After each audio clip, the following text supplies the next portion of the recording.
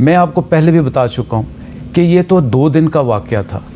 खुदा न खास्ता ये बढ़ता तो हम 110 जहाज़ों का, वो भी रात को 12:15 साढ़े 12 बजे, ये भी ज़हन में रखिएगा, दिन को नहीं। 110 जहाज बैक वक्त हवा में, 40 हमारी तरफ उड़ रहे थे और 72 जहाज हिंदुस्तान की एयर स्पेस में उड़ रहे थे। और बात करते हैं अभी भारत का खुद का देसी S-400 मिसाइल डिफेंस सिस्टम, जिसको प्रोजेक्ट खुशा ने बताया जाता है, और इसके लिए भारतीय सरकार ने 40,000 करोड़ एलोकेट किए हैं। हमें अपना डिफेंस दिफाई बजट बढ़ाना पड़ेगा, अपना पेट काट के उसको तमाम तर प्रायोरिटी के ऊपर रख के उसको दुगना तिगना करना पड़ेगा। हिंदुस्तान के पास रशियन टेक्नोलॉजी है, इजराइल की टेक्नोलॉजी है, अमेरिका की टेक्नोलॉजी है, फ्रांस की टेक्नोलॉजी है, अब बरतानिया की टेक्नोलॉजी भी उसके पास है। अब इंडिया आर्मेनिया को आर्म्स सेल कर रहा है और बड़ी तादाद में आर्म्स आर्मेनिया को सेल किए जा रहे हैं भारत की तरफ से। हमने ये मुल्क जो है बड़ी कुर्बानियों से हासिल किया है, इस मुल्क को हमारे बड़ों ने बड़ी कुर्बानियों से हासिल किया है। अब हमें फौज की तमाम फोर्सेस की तनख्वाहों को डबल करना पड़ेगा, इंसेंटिव्स बढ़ाने पड़ेंगे, अपने शाही खर्चे रोकने पड़ेंगे, डेवलपमेंट प्लान्स रोकने पड़ेंगे। और इंडिया ने अब पिनाका और आकाश मिसाइल ये सेल किए हैं आर्मेनिया को। अब ख्वाजा आसिफ साहब ने जहां वो डर्टी वर्क की बात कर दी कि we are doing it for 30 years, कसम से ये बात किसी और अंदाज में की जा सकती। इसमें हमने डर्टी वर्क नहीं किया, इसमें अमेरिका का डर्टी वर्क है, हमने तो किया ही नहीं। दोस्तों, पाकिस्तानियों को सुनकर हंसी आती है। कहां से आते हैं ऐसे लोग? ऐसा लगता है ये लोग हमारे गोले के नहीं हैं, किसी और गोले से आए हैं। कितने तेजस्वी हैं ये लोग। आप सभी हंसते रहिए और पाकिस्तानी कॉमेडी का मजा लेते रहिए, और चैनल को सब्सक्राइब करना और शेयर करना ना भूलें। धन्यवाद।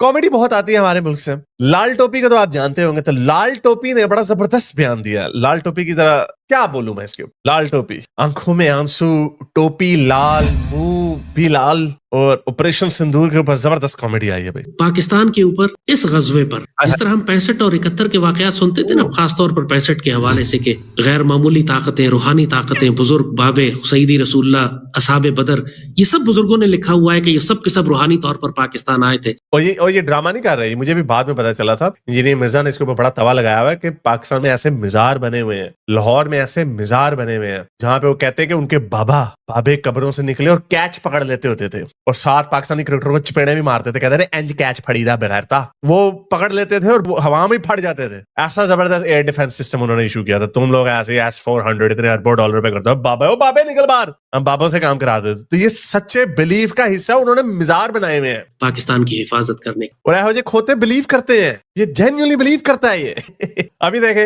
अब वो मुझे याद है इसी पे इंजीनियर मिर्जा ने मेरे ख्याल इनको चैलेंज किया था। मैंने वो वीडियो देखी नहीं काफी अरसे से, जब से ऑपरेशन सिंदूर हुआ, तो उस पे कह रहे थे हम बाबे फिर निकल आने निकल आए। कल मुझे एक बच्चे पाकिस्तान की तरफ जाते देखा। कल मुझे एक बच्चे ने इसमें रोने वाली क्या बात है? बगैर था खुशी मनाओ कि रसूल अल्लाह आ गए हमें बचाने। यार देखो उसमें खुशी भड़के मारो, सीना तान के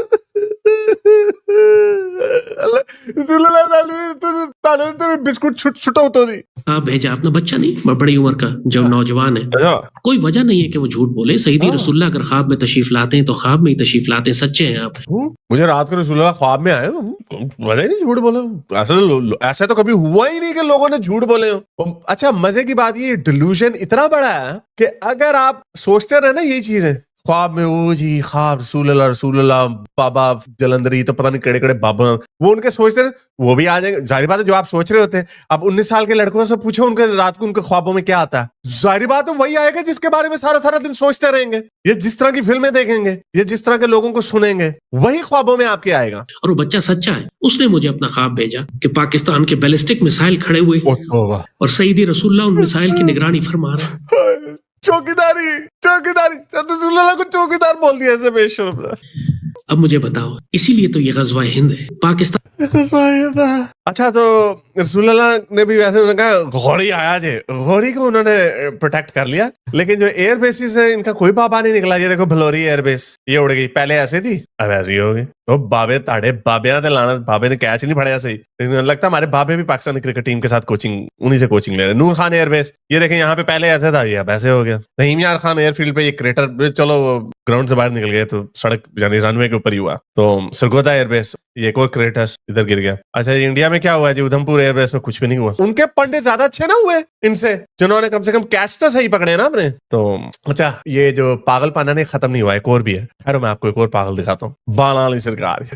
ये इस तरह की हरकतें होंगी। पहले मैं समझता था ये सिर्फ जो बाबे बूबे ये जो मजहबी लोग हैं, ये डिल्यूजन का शिकार है। हमारे जो थिंक टैंक वाले लोग हैं, जो पढ़े लिखे लोग हैं, उनको अक्ल है, उनको समझ है। लेकिन ये जो हुआ ना ऑपरेशन सिंदूर, इसके बाद मुझे यकीन हो गया है कि ये सारे के सारे पागल हैं, मैस डिल्यूजन का शिकार है, अपने आप से झूठ बोल रहे हैं। अभी भारत का खुद का देसी S-400 मिसाइल डिफेंस सिस्टम, जिसको प्रोजेक्ट खुशा ने बताया जाता है, और इसके लिए भारतीय सरकार ने 40,000 करोड़ एलोकेट किए हैं। और आपने देखा है कि किस तरह से इस युद्ध में, ऑपरेशन सिंदूर में, पाकिस्तान ने कितने असंख्य ड्रोन्स, असंख्य मिसाइल बॉर्डर के थ्रू भेजे थे, सबको इंटरसेप्ट कर दिया गया। लोगों ने दिवाली में देखी थी आकाश में 2-3 दिन के लिए। देखिए, हमने कोई भी सिग्निफिकेंट डैमेज नहीं सहा, जबकि हमारी एयरफोर्स ने पाकिस्तान के एयरबेस को नेस्तनाबूद कर दिया। बताया जाता है 20 to 30% उनके जो एयरफोर्स की जो संख्या है वो खत्म हो चुकी है। भारतीय सरकार कुछ कारणों से ये जो कैजुअलिटीज है वो बता नहीं रही है, पर बहुत सारे जो विशेषज्ञ हैं वो बता रहे हैं कि 6 उनके JF-17 मार गिराए गए और कुछ ना कुछ F-16 भी गए हैं, उनका एवाक्स चला गया। देखिए, अब ये बात करते हैं कि S-400 जो देसी S-400 है, उसकी जो प्रोडक्शन है वो भारत इलेक्ट्रॉनिक्स लिमिटेड ने किया है, और वो अभी ट्रायल स्टेज पे जा रहा है। बहुत लोग सोच रहे होंगे कि हमारे पास S-400 सिस्टम्स हैं, हमारे पास आकाश डिफेंस सिस्टम है, तो हमें ये प्रोजेक्ट खुशा पे 440,000 करोड़ क्यों खर्चा करने की जरूरत है?